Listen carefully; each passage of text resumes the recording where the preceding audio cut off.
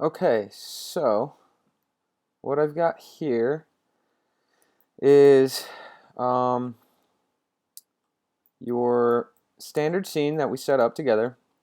I've got my back reference, front, side, and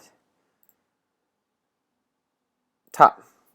So I'm going to go over a couple ways to begin modeling this.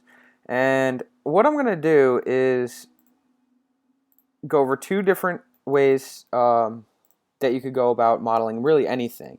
The point of this little exercise here is to make sure that you sort of basically, I'm only going to do the main body on here, and I'm going to go shading, X-ray. And what I'm going to do is I'm going to begin to just size it up, shading, X-ray, and wireframe on shaded. And I'm just going to scale it to approximately the length of this object. Now, from here, what I plan on doing is, instead of just cutting into it, getting all crazy like that, what I want to do is I want to just go into my attribute editor and go to Polycube and add subdivisions through the attribute editor. So I'm going to go 1 on height for now, and then here I'm going to do 8, and then you'll see here subdivisions width. I'm just going to do 1 for now. And what I'm going to do is I'm going to just go ahead and I'm going to adjust this all by adjusting the vertex, and I'm going to begin just pushing and pulling vertices around. And I'm not going for anything exactly perfect. It's just to sort of, you could do something like that if you like, just to get the gist of it. You can also do something like that, and just following my reference guidelines, I'm going to start to create the shape of this vehicle. Not too difficult,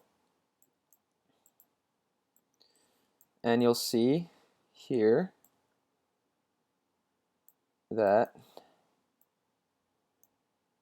in just a moment, very, very quickly, I have begun adding extra geometry very, very quickly, and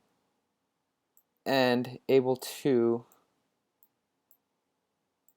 easily manipulate the geometry simply just by moving around verts and following my reference image. Now from this point here, switch over to this view. I'm going to switch to my front view. I'm going to simply grab both sides of the vertices, scale them in, and maybe bring them down. Now, up to this point, I now have. Go ahead and grab these two and bring them down. This one. So it's always good to make sure that you grab all the verts that you want. And I'm going to go ahead and grab these down. Alright, so now that that's taken care of, I'm going to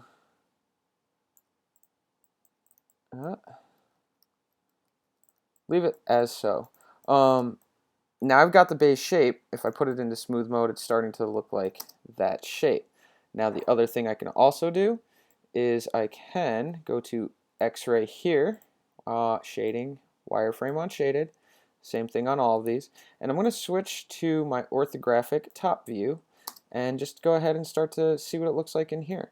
Okay, so it's starting to look pretty good. It's matching the reference very, very closely in here, and all I did was press 3 to smooth it, just to see what it would look like. And to just give you the base start, I mean, it doesn't get much easier than that. So that's one way to go about starting to model objects.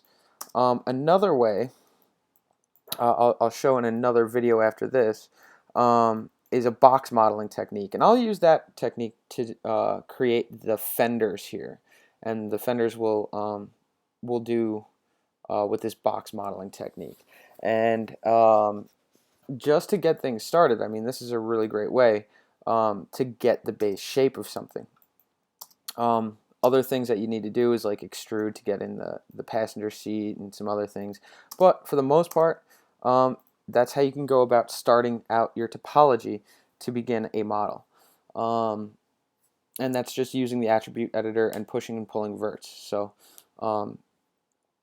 thanks for watching.